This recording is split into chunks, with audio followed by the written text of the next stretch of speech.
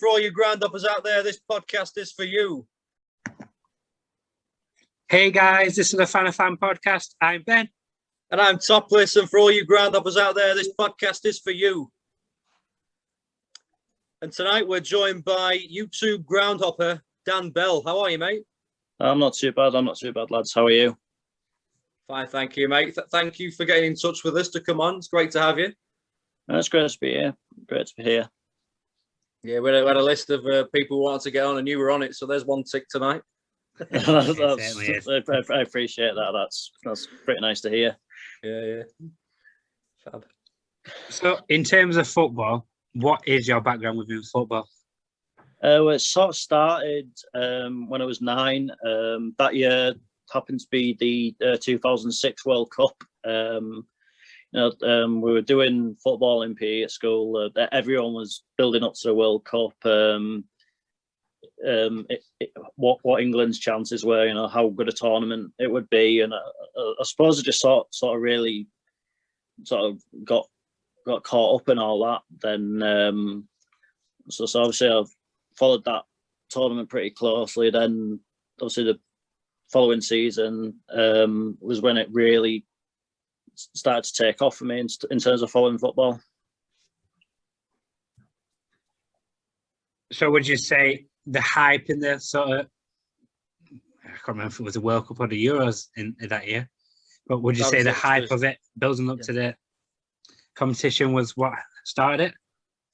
Yeah, I'd say that's fair. I mean, I know a lot of time with especially with the World Cup, like a lot of people just sort of jump on the bandwagon a little bit, don't they? Then as soon as either England are out or it's finished, they just go back to not really caring about football for 4 years. But for me, that's when I really sort of started to notice football and all that, and I really just got the bug caught me, and I've not been able, and I've had it ever since. So it's always an England international tournament, isn't it? Always. Yeah, I think just for me, it was and I just really enjoyed it.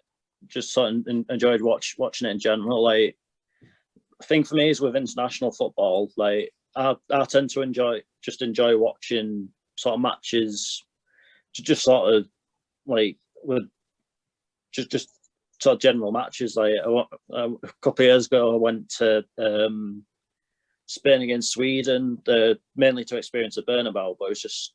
But even I know watching Real Madrid, which is probably what everyone holds out to see at the Bernabeu, but just being there and and seeing that was good enough for me. So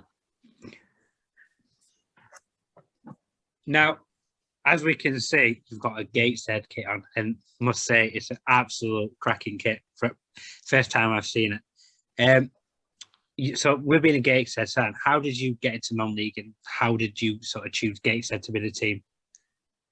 Well, my first ever non-league game was actually 5 years before I actually got into Gateshead. At the time, I was living in Scarborough, and I went to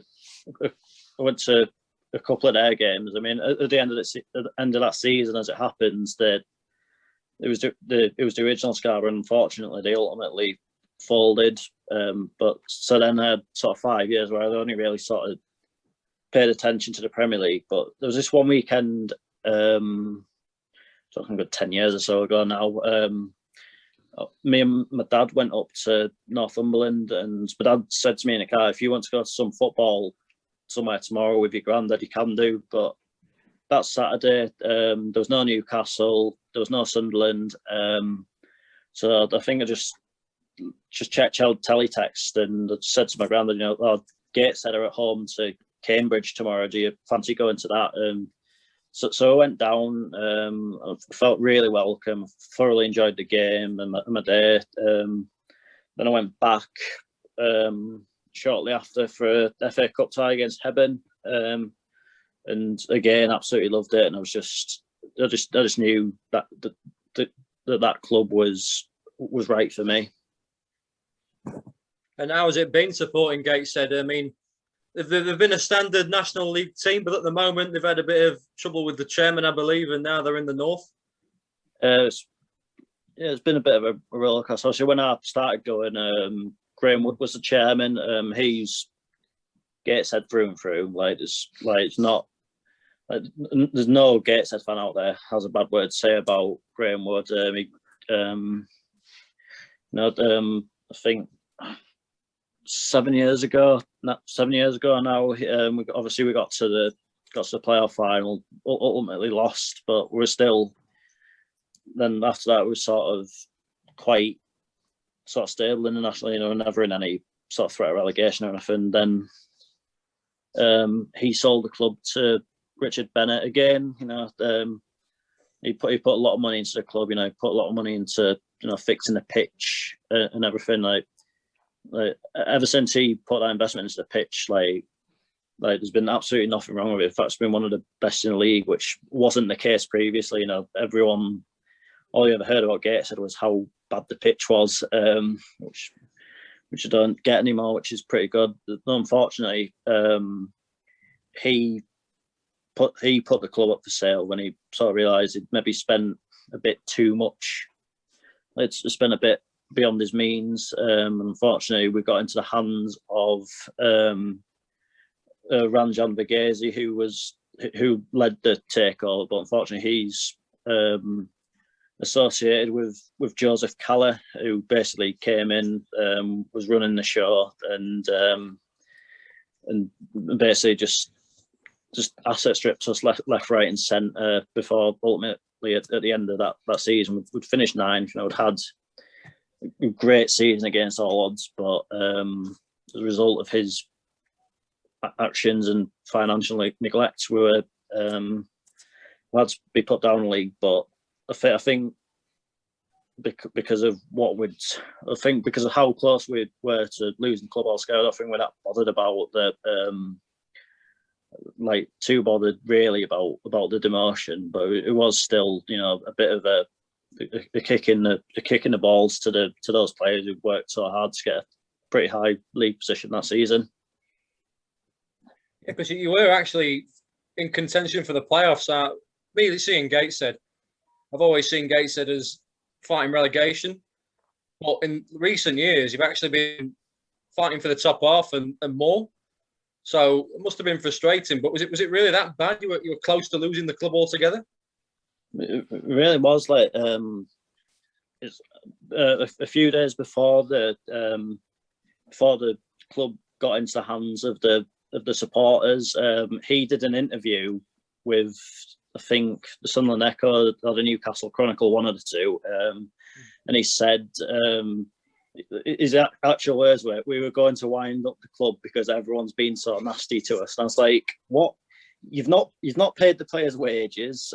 You've lied constantly to the fans. You've shortchanged them at the turnstiles. You've sacked dedicated volunteers. No wonder people are annoyed at you." So. It's true though, mate. I mean, you have to know football. I mean, you can have all the money in the world, but it's not always the answer. I mean, Leyton Orient was a prime example of that. Very rich man, had no idea, got all his mates involved, they didn't know the game. And look what happened. And it's a shame that it keeps happening, isn't it? It's still going. It's still going on now. You look at Charlton have had enough issues. Wigan, yep. Bolton. There's so many clubs out there and it makes me wonder, how are they getting in? This fit and proper test clearly doesn't work. And if I'm totally honest, it's being run by people that aren't even fit and proper themselves. So yeah, well, that brings me on to the next point, mate. I just wanted to ask about. I saw this on Twitter in recent days. Gateshead are one of them who have been fined for unfulfilling fixtures. So in terms of governing bodies, like we said there, there's a lot of questions to be asked. But what do you think of the proposed vote of no confidence for the National League by these clubs? It's we obviously, because what we went through, we knew 2 years ago there was something wrong with the running of the National League, and I think So it didn't take a global pandemic for us to know there was something right there. But it's just ridiculous. Like they gave the clubs the option to cancel a season because they weren't going to get any more grants. A lot of the clubs couldn't afford to take out a loan, and when it came to it, when clubs were turning around saying, we can't afford to go on this season, and that's why we're not playing. And then they've kind of seen that they've said enough times about sort of protecting the welfare of the clubs. Then they go out and fine everyone. Like it just makes no sense to me at all. No, when I saw that with Dover this week, they've put everyone on furlough because they literally cannot afford to go on. I think Kings Lynn are sort of getting close to that point. They said in recent weeks. So the National League's big solution: fine them £40,000. It makes no sense, and they've got there's no way Dover are going to be able to pay that off, which unfortunately I think could well lead to them being the latest, the latest Macclesfield, the latest Bury, absolutely, the latest Scarborough, and it's more needs to be done to protect like lower league clubs. I mean, it didn't take the world's best financial advisor to know that non-league games taking place behind closed doors would eventually turn out to be an absolute disaster. Absolutely right, mate, as well. And Dover's chairman's already said, no, we're not paying it. And I think a number of clubs are going to go legal. I know Dulwich Hamlet are one club that's sarcastically tweeting about it. But I don't know. I just think, why can't these governing bodies just care about this level? Because there's been a striker who's played for England this week who 5 years ago, I think it might have been longer ago, was playing in the National League South, then playing for Exeter. Now he's at Aston Villa and he scored his first goal for England this week. Ollie Watkins. I love those sort of stories. Jordan Pickford's come from the Football League. Jamie Vardy's come from non-league. Why aren't these governing bodies, the National League and the FA, having a bit more respect for non-league game in this country? It absolutely baffles me. And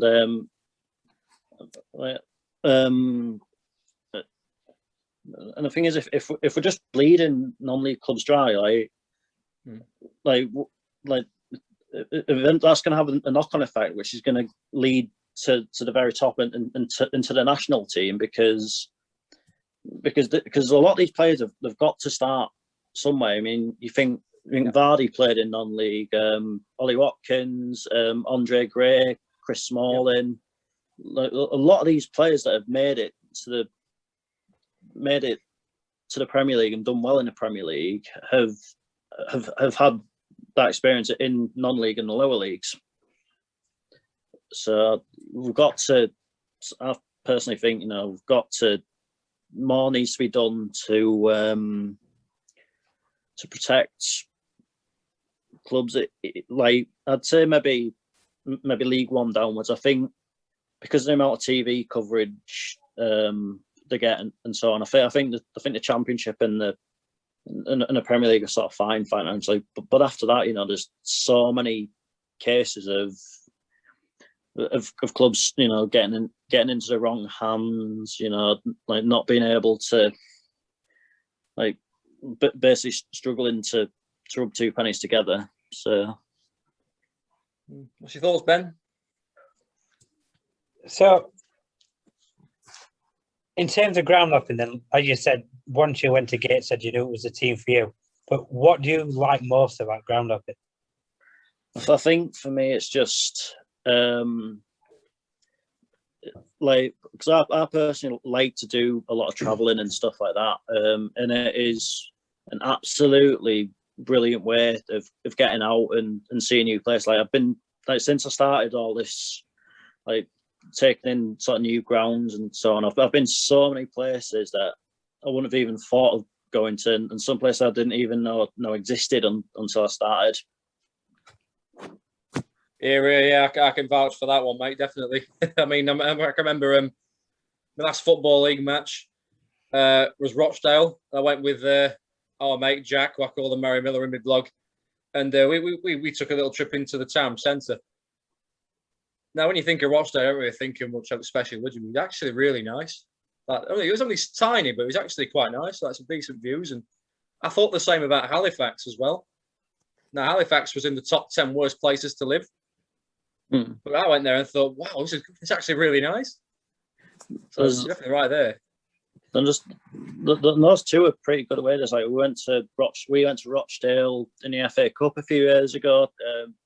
I mean, ultimately we lost 2-1, but it was still a really good day out and things like that. And the same with Halifax. I mean, we have a terrible record against Halifax, but it is an away day. I actually don't mind. You know, there's a nice little there's a pub I like going sort of in between the station and the ground.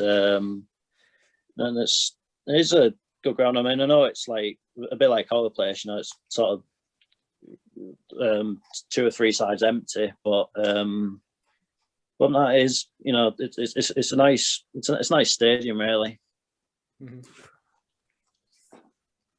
How many grounds would you say you've been to? Or do you keep a record of anything like that? According to the Footballogy app, I'm currently on 259 grounds. So that's incredible. It's not too bad, really. It's not too bad. That's much more than us. I believe Footballogy, I'm on 103. I just become part of the 100 club, I like to call it. Yeah, I'm on 69 at the moment. So you've done more than us put together at the moment. Yeah, you have, and that just shows how big of a number it is. What about overseas? Have you been to any games overseas? I've done quite a few. Like I think I mentioned off air. I like to do a European trip every year. Like what I tend to do is I'll do a main sort of football specific trip at some point during the season, and like right at the end in sort of late May, early June or something. I might like when sort of people start going on holidays and that, I might do sort of I might sort of fit in a couple of games wherever I go. So far overseas, I've been to games I've seen countries in so far: England, Scotland, Wales, Northern Ireland, the Republic of Ireland, Germany, the Netherlands, Spain, Austria, Slovakia, and the States. Wow! The States. Yeah, I've only done 3, so mine's England, Wales, and United States as well. So okay. Whereabouts in the States did you go? The three grounds I've been to is Philadelphia Unions, New York Red Bulls, and New York City. I've been to New York City. Been there, and I've been to LA Galaxy as well. LA Galaxy. Yeah, it's another ground I'd like to go to. And I like to go to Inter Miami just because it's David Beckham's team. Yeah, I'd love to go to Portland Timbers ground one day. Purely just because the fans come up with some of the most bizarre displays ever. And then I don't know if you know, they've got this sort of little tradition every time they score, a guy gets a massive chainsaw out and chops a bit of wood off this log. Then he gives it to the scorer at the end of the game. Wow. I didn't know that. I have to look into that. Yeah, Copper 90 did they've got this Derby Day series, haven't they? And one of them that they did was Portland against Seattle, and they were still just find out a Portland story, and I was like, I've got to visit there someday. I've not seen that one. I've seen Atlanta United. That one looks good. I've also seen Detroit City. Oh, oh wow! I'd love to go to Atlanta one day. That looks such a nice ground. I mean, I know a lot of ground uppers and that aren't keen on new builds, but that just looks absolutely amazing. And I'd quite like to go to Orlando's ground as well, Orlando City. Yeah. I mean, that's probably quite an easy one to do. You know, I think you know, people go to Florida on holidays and that, and I know my girlfriend's really keen to go to Florida, so I might have to. So when we get around to that, I might have to do a bit of sweet talking to try and persuade us to go to the football. Don't worry, we'll do the Disney fireworks tomorrow night. Mate, it's a great place. I've been there in holiday. Orlando, it's amazing. I have as well. But I've never. But I'd love to go to the. That's why I sort of really like to go to the football one day, because I feel I've been that many times. I feel it's a bit. I'm disgracing myself a bit as a ground up, but I've never been to an Orlando City home game. No, just say to babe, let's ride rocket at Orlando City's ground. Yeah, say that. You know what I mean? But what was the atmosphere like then at New York and LA for the games? It was obviously America's like so much different to the atmosphere in America is so much different to Europe. Like I think they've got which to be fair, you know, they've got their own sort of culture out there, aren't they? They want to, you know, America's like they like to do things their own way. So but it was quite good. You know, I mean, I can't say I was too impressed on some guys selling churros, shouting churros out loud while I was trying to watch the game in LA. But Zlatan doing Zlatan things right in front of me during the second half more than made up for that. So you've seen Zlatan? Wow. I think it's just him and Ashley Cole that I've seen play on more than one continent. Wow. So I said that the time I went to LA Galaxy, they were both playing for them, both playing in that match. So incredible. What do you think in terms of New York City then? Because again, when you first go into it, it's the Yankee Stadium, so it's the home of New York Yankees baseball. And when you go there, obviously you've got the football pitch, but within the football pitch, you got the baseball pitch. What did you think to it when you first saw it?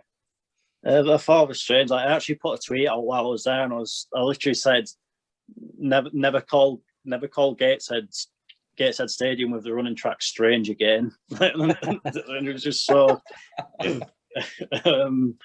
It just felt so weird, like because you look at a baseball field on a TV and you think that's not as big as a football pitch, but then you see it in person, like you see a football pitch within a baseball pitch, and you realise, you know, it's massive, aren't they? They really are. Mm-hmm. I wonder what it's like when the ball goes into the baseball area. Like, I wonder if it's hard to run on or something, because it is actually meant to be solid mud, isn't it? It did look very sort of sandy and that sort of. I mean, it wasn't getting onto the pitch. It wasn't getting onto the pitch too much, but it did look strange. I mean, but it was a good game that they played against Orlando as it happens. And New York won it 3-0, but Orlando missed a penalty while it was at 1-0. So it was one of them. If like you think back, I think if Orlando had scored the penalty, would it have been different? Then hit the inside of the post in the first half as well. So one more thing about the MLS is one place I was sort of gutted I didn't end up going to was DC United. So when I was living in America, I was living in Pennsylvania, Philadelphia, and Washington, DC. It was probably only about a 2-hour drive away. And I always try to sort of plan a trip to go to Washington DC, and then watch a game, and then come back to Philadelphia. But the only issue was that season, DC United always sort of played like on a Sunday at 7, like sort of Sunday 7 p.m. Yeah. So the issue with that was I would have to be back in Pennsylvania for a camp on Monday. So that would mean I'd have to watch the game at 7. It would finish, say, 10, and then travel all the way back to Pennsylvania. And it just didn't seem realistic. And that's one ground I was like sort of gutted I didn't go to, because that's Wales at the time when Rooney was there. And some of the games what he turned up in, especially the one where he did that slide tackle on the halfway line, crossed it back in. And then, I was just about to mention that, actually. What a goal that was. Yes. And what an assist.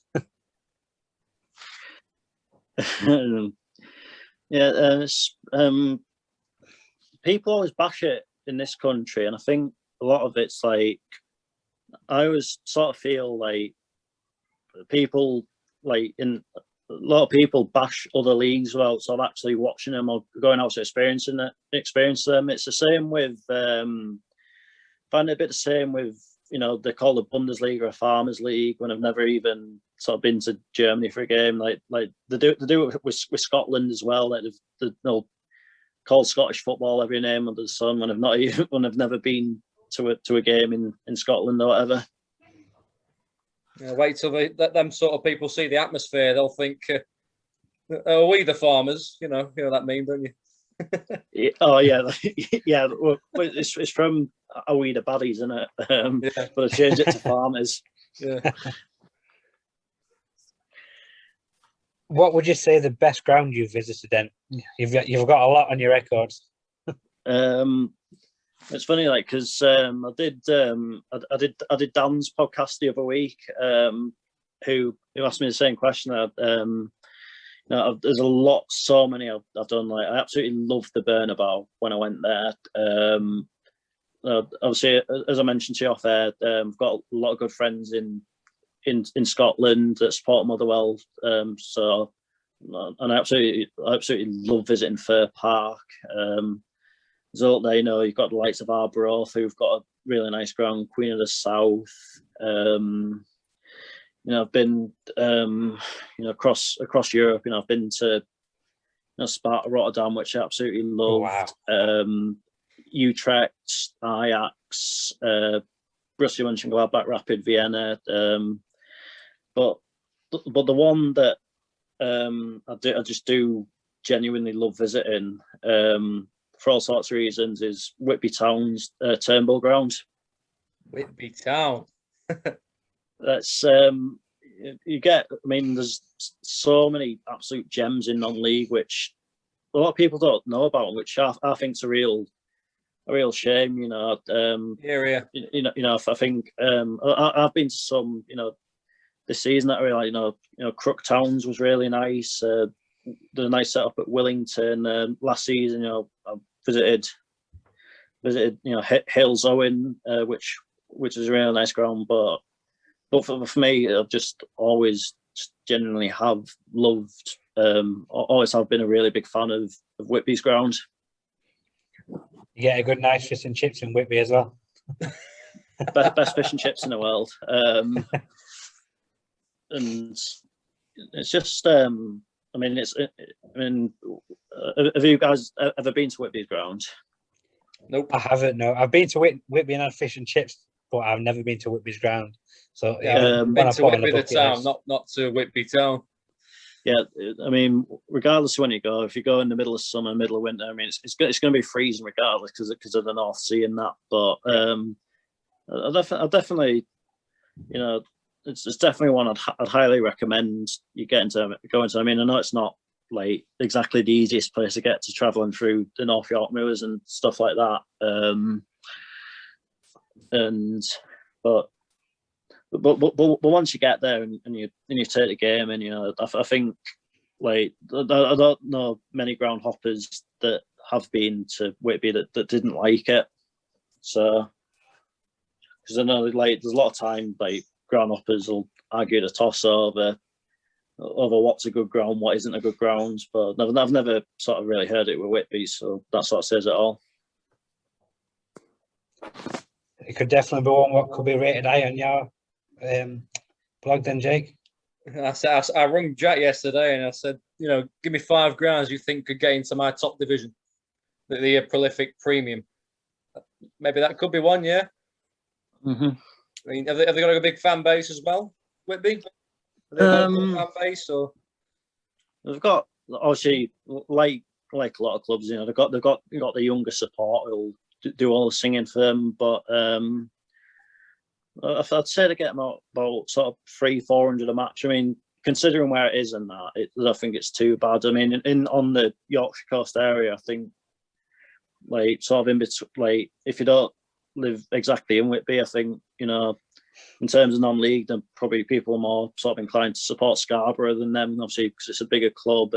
Obviously, Middlesbrough is not too far from Whitby, so you get a lot of Borough fans live in that sort of area. So in a way, it is sort of difficult for them to sort of get a decent following. I mean, obviously as a Gateshead fan, I can sort of sympathise with that, because obviously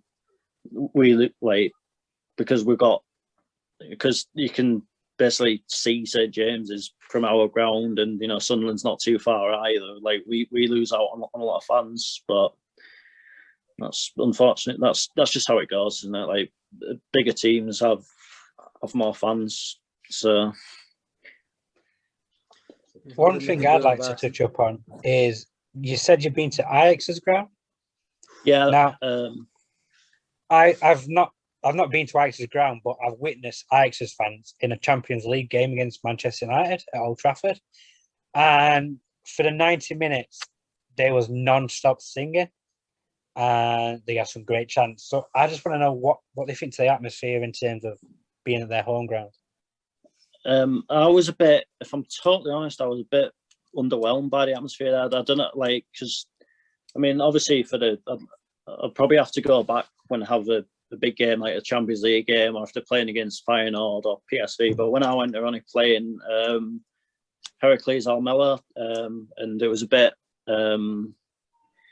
I don't think the fans maybe are as up for those sorts of games as they would be in the Champions League or with bigger domestic games. But still, it is a genuinely amazing stadium, and I think of all the football trips I've done, I think the Netherlands that year was the best ever, because I went to Young Ajax on a Friday. On a Saturday, I went down to Rotterdam. We did Barendrecht against Veenendaal in the afternoon, which finished 4-2. The evening went to Sparta Rotterdam against Venlo, 3-2, with Sparta scoring in the last minute. Wow. And that game, just everything happened. The post, great saves by the keeper, wide. Sparta ahead, Venlo ahead, Sparta scoring in the last minute. It was manic. Then the next day, it was a similar story at Utrecht against Den Haag. So that game finished 3-3. Den Haag scored in the last minute, but there was no Den Haag fans. Den Haag fans were banned from attending, so it was just an empty away end, which some of their players, when they scored one of their goals, their players celebrated in front of pretty sarcastically. Then obviously they've gone 3-2 up in the last minute, only for Utrecht. Then straight after the kick-off, Utrecht had a goal ruled out for offside. But then the last kick of the game, they got a free kick and smashed it in the corner. Then obviously went to Ajax, which was a bit of an underwhelming in terms of what I was expecting from the atmosphere. It weren't the best game, but anyway, but still, I've been to Amsterdam Arena, so who cares? Yeah. When you do your European tours, then is that something you do? Do you plan ahead and try and see how many games you can fit in within that weekend? Yeah, it's I think obviously for next year's, all being well that I'm allowed to do it, given COVID restrictions and that. What I'll do is I'll sort of weigh up what the schedule weekends for the FA Cup and Trophy are, and just on the off chance that Gateshead might not be playing. I mean, I'm not for 1 second saying I hope we get knocked out of the FA Cup and trophy straight away. Not at all. But just in case we are and our opponents are in it, just sort of see what's on in each country. But I mean, and obviously I've got the end of the season, because obviously we'll probably finish end of April, so I've got basically the whole of May to fall back on if I need. So I'll just see what's on in each country, each region of each country, and see what's best for the time when I go. That's fair enough, mate. In terms of fans' experience, then, who would you say the best fans you've experienced, and what about the worst fans? Ooh, again, from my trip to Austria, the Rapid Vienna fans were absolutely incredible. I had my ticket in the ultra section, and it was just non-stop pyros, displays during the game, absolutely deafening noise. So that was, I'd probably say them. But then again, the first time I went to Germany, the only time I went to Germany, I went to Borussia Mönchengladbach against Darmstadt on the last day of the season. It was a nothing game. I mean, Mönchengladbach had half a chance of getting into the Europa League, but not very realistic. But Darmstadt had long since been relegated, but they filled out the away end, and they didn't stop singing all game.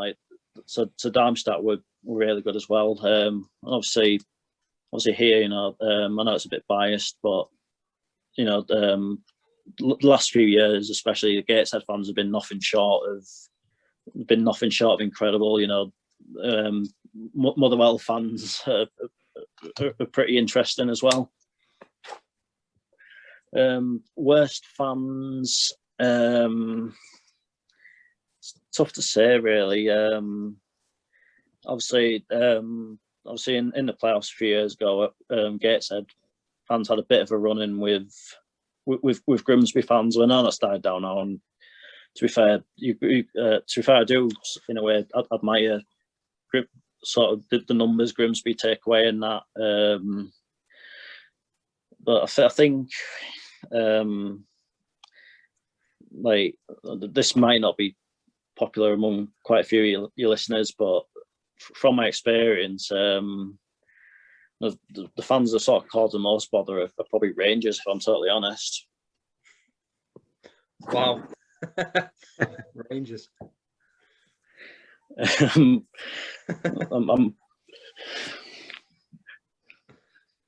That's fair. That's fair enough. Especially from experience as well. I've not really been to any Rangers games, so that's not really something I can comment on it because I've not experienced it. But some people will have, so that's fair enough, mate. In terms of non-league, then, if you had to sum it up to someone who was starting out, what would you sum it up? Oh, how would you sum it up? I just the word I'd use for it is it's proper.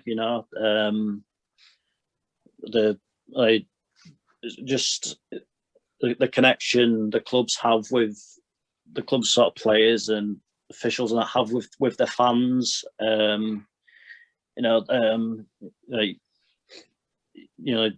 They'll do sort of everything they can, to not price people out. It's just I think you get a bit more of an honest game in non-league than maybe what you would do at the top levels. So I'd say proper is probably the best word to use for it. Oh no, fair play, mate. Yeah. Let's move on to the YouTube channel.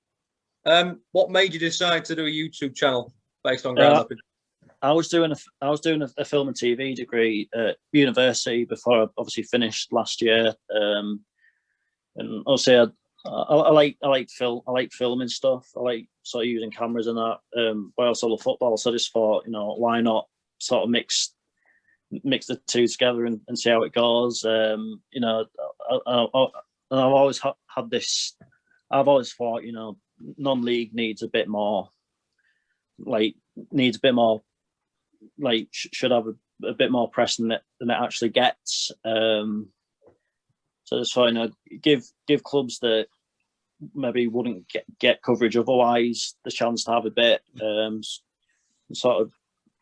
And obviously for me, because I want to get into some sort of filming career, sort of build my skills up with it as well. So it's just, and most importantly, I just wanted to have a bit of fun with it while I'm at it. Oh, fair play. I mean, I said to you off air that I've seen a lot of your videos, but I love the Truro City one. You'd think, judging by my reaction to their goal, and that I've been a Truro fan all my life, which obviously isn't true. It's just that I travelled so far just for that game, and it was heading for 0-0. So just so relieved more than anything to see that goal go in. Yeah, absolutely. I mean, obviously they've left their ground now, so you got it in just at the right time. I've missed out. I think you've missed out as well, Ben. Yep, just in the nick of time. But good things happening to that club, I believe. They are going to be getting their stadium for Cornwall at last. So the next time that we go there, it could be a real massive improvement.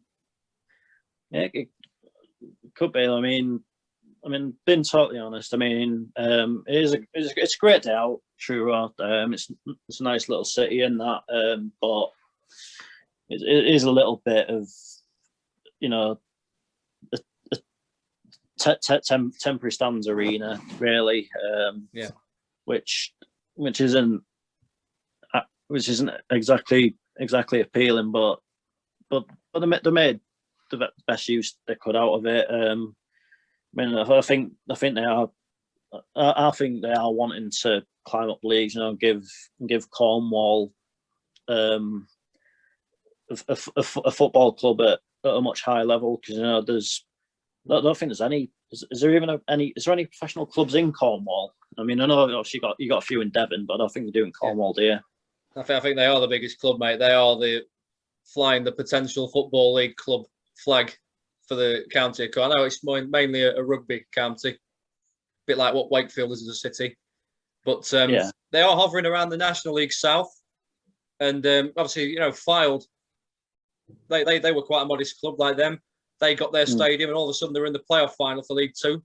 So who knows? This could be the thing that gets Cornwall their football fans, and it could propel them all the way up. Who knows?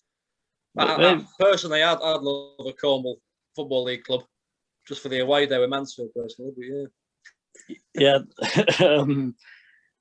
I think that's what I think obviously you've got Plymouth and you've got Exeter, but I think fans of Football League clubs, they've probably visited Devon that many times. They want to probably go that extra step further.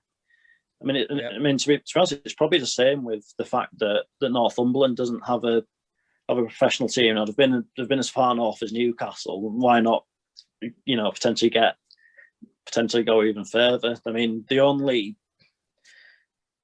time Northumberland's had a team in the Football League was Berwick Rangers, but they're in the Scottish Football League. They were in the Football League, Berwick. No, the Scottish one.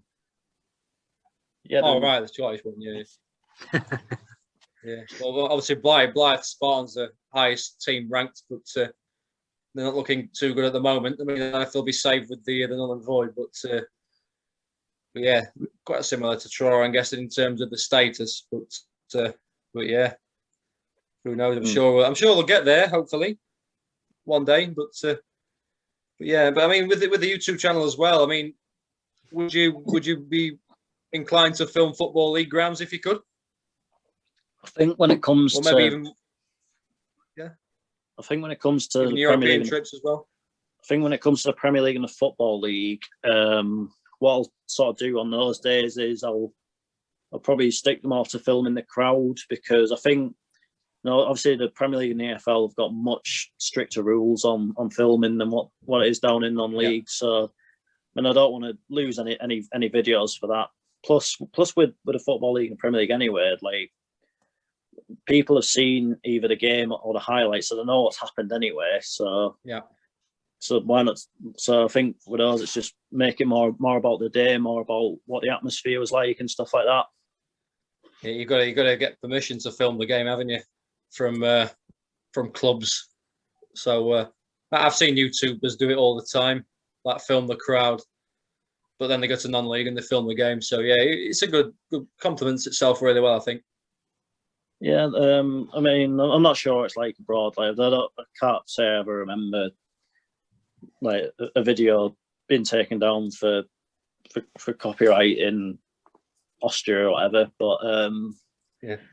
But I think with those, like, he's just so like engrossed with what's happening in the stands, because it's completely different to what we get over here. Like, you sort of more interested in showing people that. I think we're obviously in Europe as well. The atmospheres are so good. You probably watch that more than the game. I mean, don't get me wrong. I've seen some the vast majority of the games I've seen in Europe have been absolute belters, but I have seen one or two poor ones as well. So, but just seeing, but the crowd each time have more than sort of made up for that. So yeah, decent. And for the people who's watching this, if they don't know your YouTube channel, do you want to give your name so people can search it? We'll put it in the links below as well. It's literally just Dan Bell, but if you type that in, like, some American guy that explores abandoned shopping centres comes up before me. But so if I could flip that around one day, that'd be pretty nice, but it's not going to happen anytime soon. Keep looking away at it. Type Dan Bell football. There you go. You'll get him. Yeah, I'll just type Dan Bell Gateshead or something like that, and I'll come up with link to some of the matches that I've watched, or Dan Bell Pickering, because I've been to watch Pickering a few times this year since I've had the channel. We will also put the link in the description just to make it a little bit easier for them to get to our channel as well, mate. Yeah, that's great. Cheers.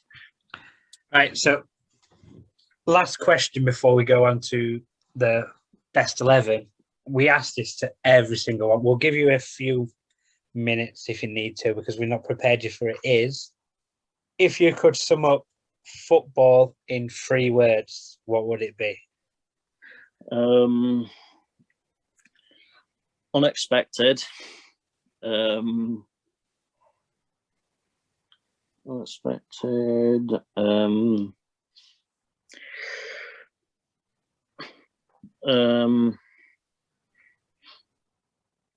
Sorry, mate, you're not the only one that does this. Amazing. Unexpected, amazing.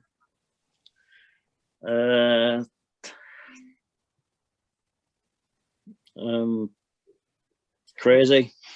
Yep, that's fair enough. Unexpected, amazing, and crazy. How about it? Right, so what we're going to do now, Dan, is I'm going to share the screen with you, and we are going to pick your Gateshead best 11. So can you all see the screen? I can see the screen, yeah. Perfect. So what we'll do is we'll show positions to make it a little bit easier.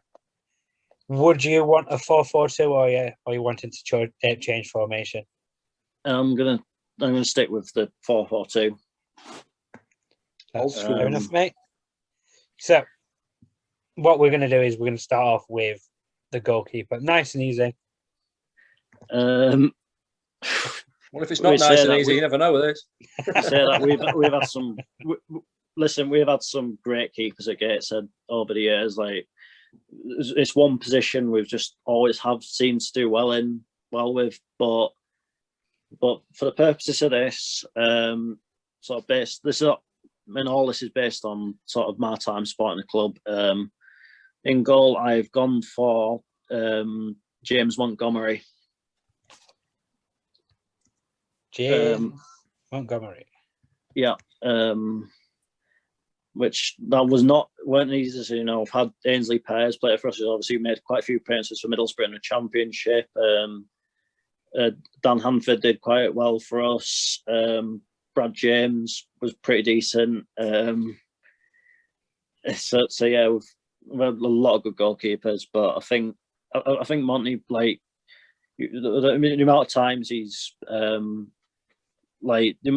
amount of sort of games we've had where he's been the difference between us winning or drawing or losing. I'd probably just say he sort of shades it.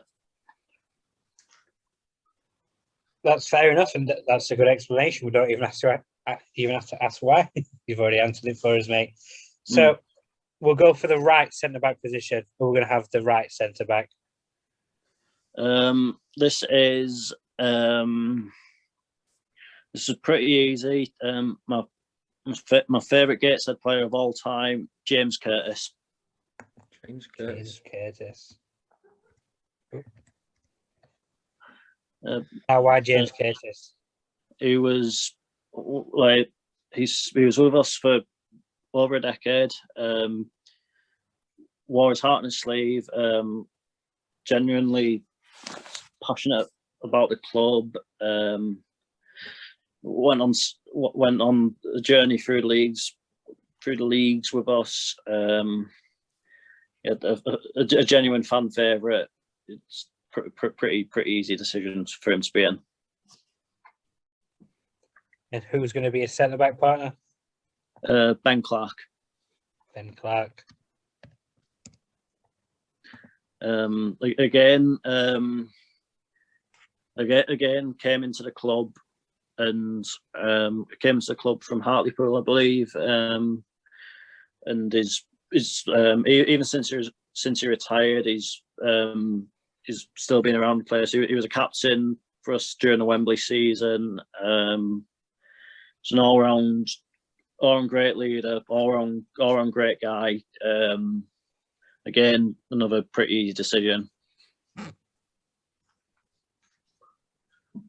That's fair enough, mate. And we'll go for right back now. Who's going to be our right back for this team? Again, not an easy one to pick. In my time, we've had three really good sort of right backs. But for this, I've gone for Robbie Tinkler. Chose Robbie Tinkler over the rest. He's versatile. He can play in multiple positions. And when he had the full season with us, this was unfortunately the Calais season, but he was absolutely outstanding, rock solid, consistent week in, week out. Really put everything into every game. So definitely him. And to finish off your back four, who's going to be the left back? I've gone for Scott Barrow. He was with us for a good few years. Again, like the rest of the back four, really showed how much he cared about the club while he was here. He was, absolute wonder of a left foot. And all that. He was said. You could tell how. Like one thing that stands out for me is when it looked like the club had last played its last ever game. You could see how hurt he was by it, and but then obviously when it got saved and he came back, he was just really, really good player for us for the 3 seasons he was with us. Oh, fair play. Are you happy with that defence? Yep, that'll do, mate. I know what you're thinking, Ben. We'll save that until we finish the squad. Right. What position shall we go for next, Jake? What do you think we should let him go? Striking or midfield? Let's go right wing, right midfielder. Right midfielder. Right Would you go for midfielder. right midfielder. Maybe a familiar name for some fans of EFL clubs out there. Maybe not exactly the most popular player to ever enter the EFL, but I've gone for Marcus Maddison. Who did he play for? He was at Peterborough. Then I think he was at Charlton for a bit. I think he had a spell at Hull. Yeah. Peterborough rings a bell. Yeah. Yeah.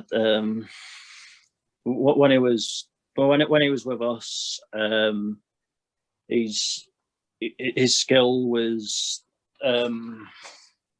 his skill was sort of on another level, really. I think obviously, I think the only thing that lets him down is his attitude at times. I think if he could have been a bit more consistent with that, I think he could have ended up much higher than what he actually did. Because I know when he was at Peterborough, I think he had clubs in the likes of Leeds, Sunderland, clubs like that were sort of sniffing around him. Fair play. And if we go to the left-hand side now, we'll go to the left mid. In left midfield, I've gone for the bit of a jack of all trades for the club.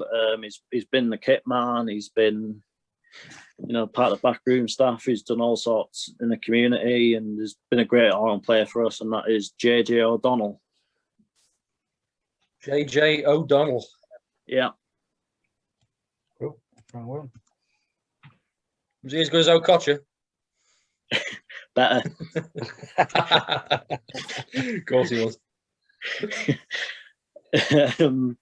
With JJ, he had a rare condition in his foot a few years ago, so which basically left him with only a 50% chance of ever playing again. But so a couple of our supporters set up a GoFundMe to pay for his operation, which obviously eventually got funded.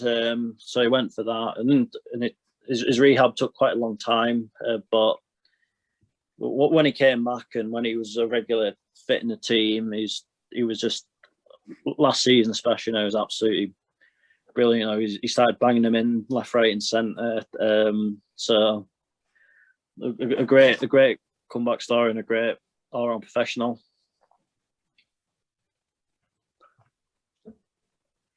It's sort of sad when you hear players have injury and they've got a chance of not playing football again. Dean Ashton. That was the main one. That was a tackle, wasn't it? Oh, put his body on the line and. Yeah, it's heartbreak. What could have been. Yeah. Right, centre mids. Right. So first central midfielder I've gone for is Tom White. Tom White. Has he played in the FL as well? That name rings a bell. He was part of the Barrow team that got them into the EFL. Then he's had a spell at Bolton. Now he's playing at Hartlepool. But Okay. but just again, a player that really stood out for me while I was at the club. He came through our academy system actually, and it was just everything you need from a midfielder. It was he'd get all, he'd never stop running during the game. He had that sort of aggression that you sort of need for that position. It was just really, like, he was just absolutely outstanding for us while he was here. And I think what made fans made us fans love him as much as we did was just if you weren't happy about something, like, people knew about it. Like he weren't afraid to give players an earful if he didn't feel as though they were pulling away, or if he weren't happy with a referee or something. Like it let it well known. So yeah, just a great player and a great lad as well, really. That's fair enough, mate. And who's going to be a centre mid partner? Who's going to partner him in centre mid? I've gone for Phil Turnbull. Oh, Phil Turnbull. And what made you choose Phil? It was again, like Ben Clark and James Curtis, he's been there and done it all with us. It's sort of real, sort of pull the strings type of midfielder, turn the defence into attack. Plus he chipped in with a few goals himself. Just an all round great player, and another one that like really has had the club's best intentions at heart. And I think like there's an interview with him on YouTube after we lost the playoff final, and he was genuinely in tears after it, which sort of shows you what it all meant to him. You know, he had a good connection. He has a good connection with the fans. Even still, like a few years after he's left, you know, he still sort of talks to the fans on social media and things like that, which is really nice. Yeah, they're always the best players like that, definitely. Yeah. So, you ready for my forwards? Yeah, the goal burden. Some first forward I've gone for is John Shaw. John Shaw. Are you sure about that one? I think 35 scores 35 goals in the 11-12 season. That was the first season with since we went back into the conference, which obviously is now the National League. That he that was the first season we actually finished in the top half. And his goals were a massive sort of part. You know, we got to the second round of the FA Cup and heartbreakingly missed out on a trip to Everton in the third round. We got to the quarterfinals of the FA Trophy. So it was a bit of a season of us being the nearly men, but it was stellar progress on where we were. And then obviously a couple of years after he came back to the club.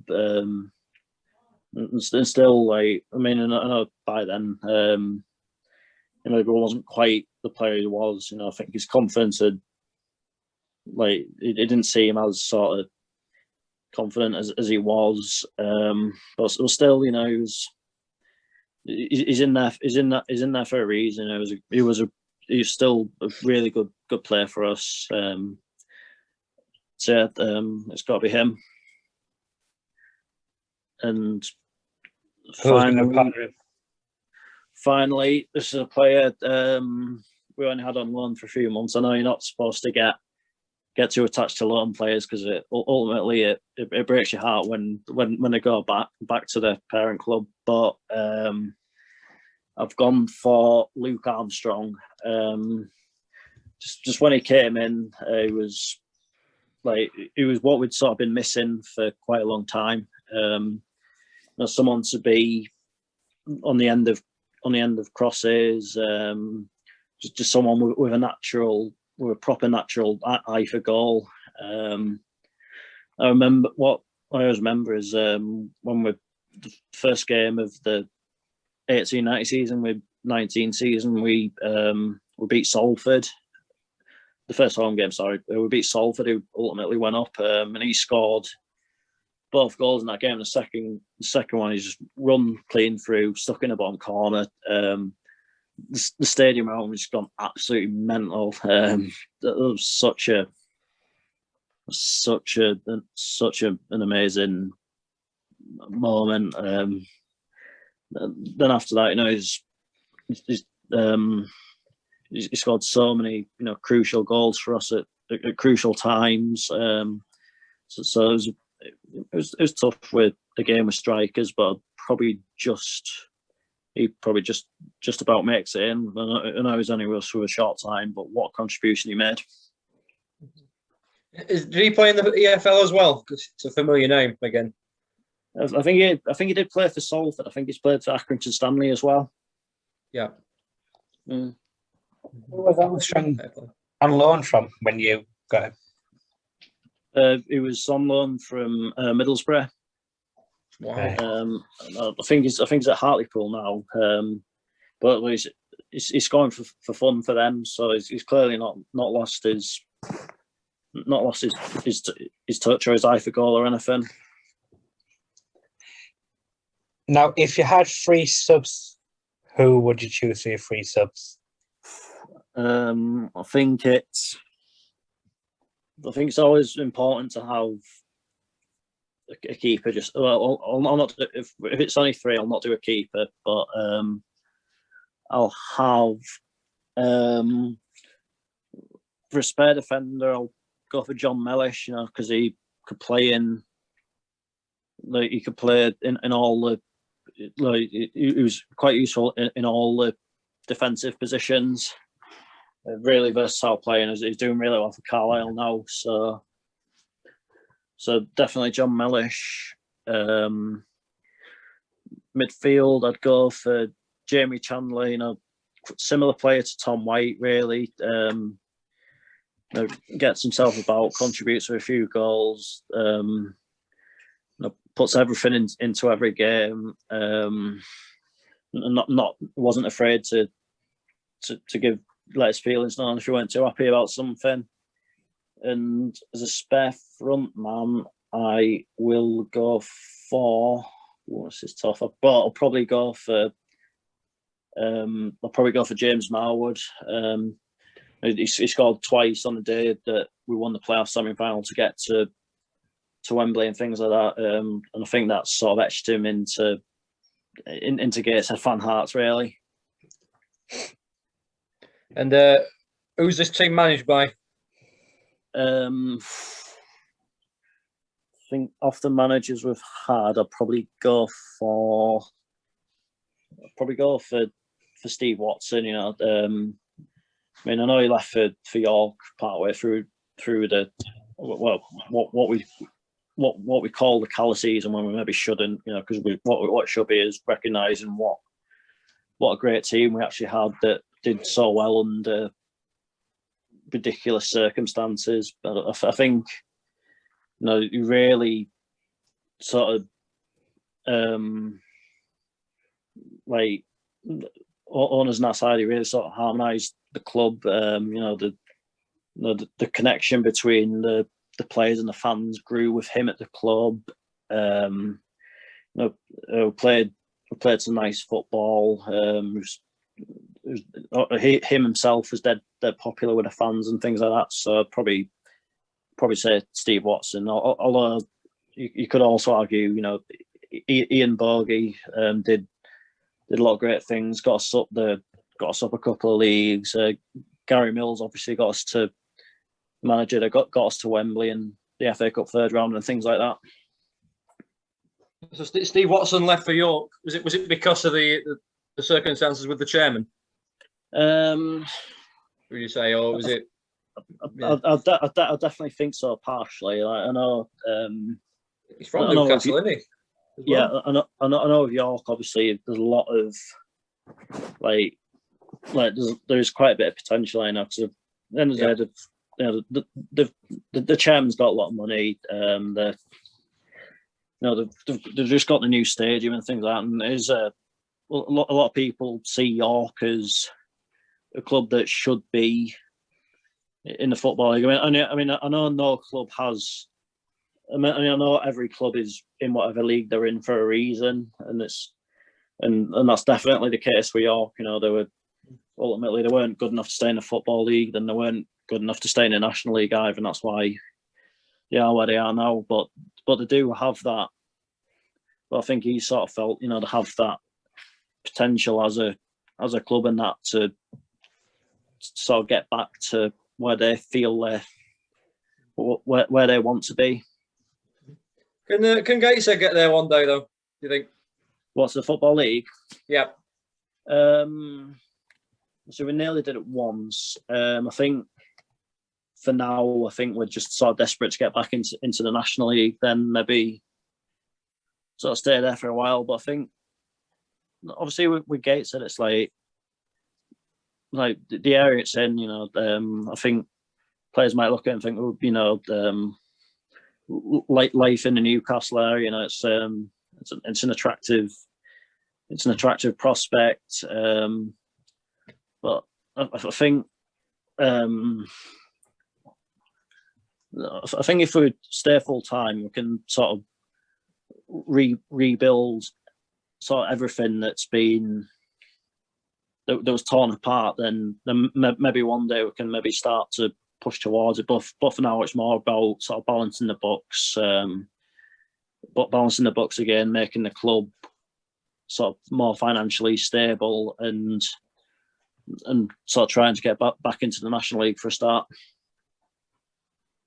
Fair play. I mean, I think you've got the ground for it. It's big enough. Yeah. Again, it's in a good place, like you say, but who knows? We'll have to wait and see, won't we? Fingers crossed. You never know what's going to happen. That's the thing in football. You never know what's going to happen over the next few years, do you? Like, for all we know, we could go on a mad one in the FA Cup a bit next season. Get to the third round, get Man United or Liverpool away. Take away quite a few bob from that, then we're sorted for a good few years. Yeah, definitely. That's the part with the FA Cup.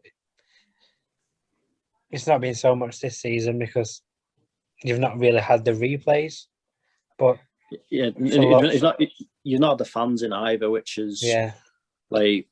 In a way, I've sort of felt a bit sorry for clubs like Chorley and the Marine that had these great cup runs, but I didn't really have any fans there to share it with. I think if you get to the third round and you get such a big tie like Marine did, obviously against Tottenham, you want if it's at home, you want your stadium packed out. If it's away, you want to take your travelling army with you, don't you?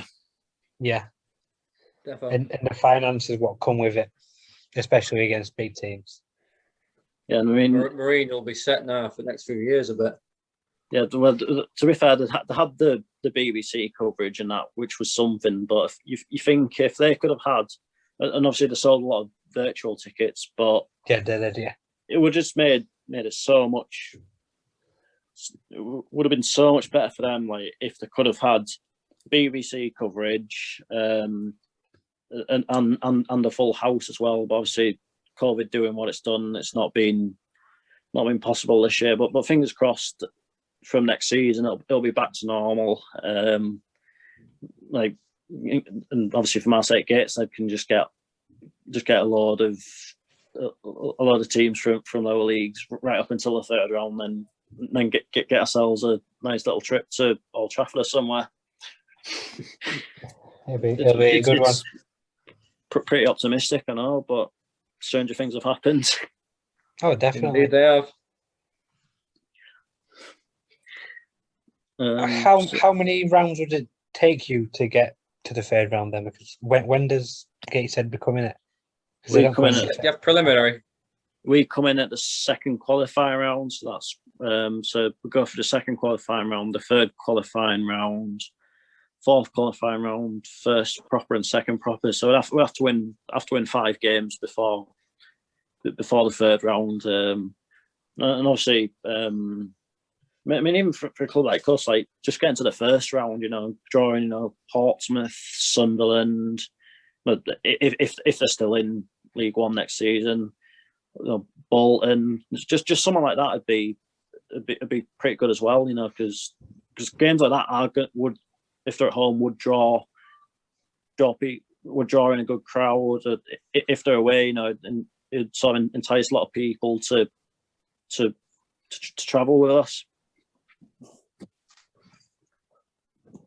Yeah, completely agree. Again, magic of the FA Cup. You just want it to not end, and I think the only problem with the FA Cup, and one thing what I sort of disagree with it now, is a lot of the time it's not a Saturday 3 o'clock kickoff anymore, and even sort of Wembley, you play Wembley at the semi-final. Now it's great to see a team at Wembley, but if you're playing there at the semi-final, it sort of spoils the final a bit. Yeah, I was just about to say that. It happens with FA Cup. You're Sheffield United and Mansfield fans, am I right? Yeah. Unfortunately, unfortunately for you, my one trip to Bramall Lane was when Sheffield United played Barnet in the FA Cup and lost 1-0. And the trip to Mansfield was against Chorley. They won it 1-0, but they were very nearly, just before they scored, they were very nearly caught out by Chorley, who, I mean, that was a poor game of football, really. But still, I think, it wasn't as straightforward for Mansfield as maybe they're expecting. It just shows you teams get, like, smaller clubs are always right up for it. That's, in a way, when it comes to Gateshead, that's sort of what sort of worries me a bit. Like, last time we got to the first round proper, we played Colne in the fourth qualifying round at home. Part of me was like, if there's any draw we wanted, that's probably the one. But a part of me was thinking, oh God, this lot are going to be right up for it. They're going to be. We've got to be really careful here. And I think obviously with that, we'd played Kids Grove just before it away, and we won 1-0, but it wasn't our best performance by any stretch. I mean, I know we can blame the pitch and all that as much as we want, but again, Kids Grove were well up for it, and to the credit, really gave us good tests that day. So that's one thing I think bigger clubs have got to be sort of wary of. I mean, eventually, most of the time, the fitness and that will eventually sort of show, and you probably get a bit of a flurry of goals in the second half. But that's it as well with sort of a non-league side playing a big side. Like when you said, when you go back to the Barnet game against Sheffield United, and the reason we lost, in my opinion, was because we played our second string side. But then that shouldn't even be an argument or an excuse either, because even as a second string side, you're still a professional. You're still training every day. You're still in and around the team. So that you should still be good enough to beat this team. But again, it's a desire. It's not as if Wilder didn't bring on some of the regular first teamers towards the end. Like he did, and I think with 20 minutes left, I think Barnet was sort of starting to cling on a bit, weren't they? And I was just thinking, Barnet are not going to hold on to this spot. But I mean, to their credit, that they did. I thought in terms of how they played as a team, I thought they were really good that day. Oh, they were fantastic, and they could have scored more than one goal than what they did, and they limited our chances until very, very, very close to the end. But it's one of them. Goals win games. They did it. We didn't. Yeah, I mean, ultimately, but by the end of that season, I think you were too bothered about that anyway, because you went up. You went up. So that's it. Yeah, concentrate on that. So, right, last question from me before we wrap it up is, if there was one stadium, what's number one on your bucket list? What's it going to be?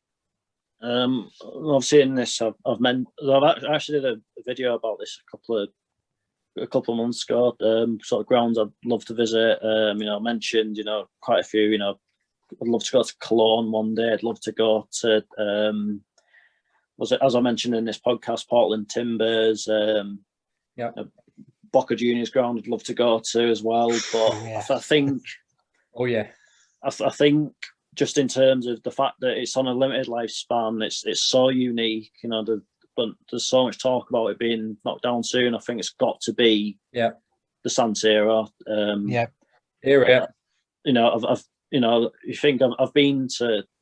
I've been so fortunate with some of the grounds I've been to. Old Trafford, the Bernabeu, the Amsterdam Arena. Even grounds like Mönchengladbach's ground and LA Galaxy. But if I don't get to the San Siro, I'll actually regret it for the rest of my life. So it's got to be that one. No, I definitely agree. I think is it 2024 or is it 2025? I don't know. I think it's 2026. I believe the new ground's meant to be open. That's from last time I checked. I'm not too sure, but if I get the opportunity next season, I'm just gonna take it, to be honest with you, because just get it done. I mean, I don't care if it's watching AC or Inter. I mean, I don't care if they're against the most drab team ever. Like, just as long as I get the chance, just take it and just go for it. Yeah, I'd be happy enough with a stadium tour at this moment. Pretty much, yeah. But yeah, definitely. It's one I'd love to get to before it gets knocked down as well. It's like an iconic stadium, like the structure on the outside. Such a shame. Yeah, such a shame that they're getting rid of it. Honestly, it's. I mean, to be fair, a lot of the time with sort of all the grounds that are knocked down, I mean, sometimes you can see why they've done it. I mean, moving into a bigger stadium hasn't worked out. Has worked out pretty well for Tottenham as it happens. Arsenal maybe not so much, but again, there's some grounds like all the ones there that need either a bit of TLC or maybe it's just time to just get rid of them altogether. Unfortunately, but it will be a real shame when the San Siro goes, and I think a lot of people will say when the new ground comes, it's not the same. A bit like what to do with the new Wembley. A lot of sort of older fans don't like it compared to the old Wembley. Yep, and it's the same. It's the same with a lot of teams. Like you said, Arsenal, West Ham's another one that they upgraded for a bigger stadium, but a lot of fans are against that. But it's just the fact that San Siro, it's not only got one team, it's got two teams, and both of them are very big teams in the Italian league. And it's just a shame in the world. Yeah, and it's just a shame that both of them are going to be moving stadiums, and it's going to get knocked down. That's the thing as well. It's not even going to be there anymore. It's getting knocked down. Yeah, I mean, to be fair, in a way, I'm kind of glad I went to the Bernabeu before they sort of did all this massive change to it. So, like, because I think that might feel completely different when Real Madrid get back into there. But for me, obviously, I can say I did it before all this. That's something that I can sort of take quite a bit of pride in, really. Yeah, I'll still look the same though, won't it, on the inside? Anyway, just looking up, hello. It's weird when you're in it, because obviously, like, if the ball gets played long, normally like, you're looking up at the ball, but while I was sat in the Bernabeu, like, I was still looking down at the ball. That's how high up you get. And someone was telling me it's the same at the new camp if you see a game there. Yeah. Am I right in saying that the new camp, the pitch is below ground level? I'm not entirely sure, to be honest. I think it is, mate. Yeah, I think it is. I've been on the tour there. I think it is just. I've been there to look round as well. But I mean, I'd love to go there to experience a big Champions League game or something like that. I think that'd be an amazing experience one day. Yeah, for sure. it'd be nice to do it while Messi's there as well, because it's probably not going to happen now because I don't think he'll be at Barcelona next season. But it would have been nice to do it while he's there. Yeah. Plus, if we're totally honest, it's like how many more years of him and Ronaldo got left in them? Because you got to remember they're both mid to late 30s now. Yeah. I do think Ronaldo will play till he's 40 because of his physique. I mean, Messi, I don't know. I think Messi will go back to Argentina. I don't know if he'll go back straight away. I think he will eventually. I don't think he will straight away. He might go somewhere else in Europe first. I've seen Ronaldo play before. Obviously, while he was at United, he is just like genuinely unbelievable. Obviously this was at the time when he was still quite young, but you follow his career since, and you think, he's 35 now, 36, and you just think, how is he still this good when he's that age? How many players have got to that sort of age and just really slowed down or just retired even before that? Oh, there's plenty. You just got to look at Rooney. It went into the 200 club. Could he have stayed at Manchester United a bit longer and maybe got a bit closer to Shearer's record? I think if anyone's going to break Shearer's record now, I think it'll be Kane. If he stays in the Premier League, I don't think he will stay at Spurs because I think he will want a trophy. But that's the thing. That's the thing. It seems becoming more and more of a thing now where English players go abroad, whereas that maybe wouldn't have been the case like 20 years ago. I remember, I think I was watching Premier League games once, and it was basically saying, you know what, Rich and Keys and Andy Gray were like, when it comes to the Premier League, like, all our best players are staying here, and all the best foreign players are coming here as well.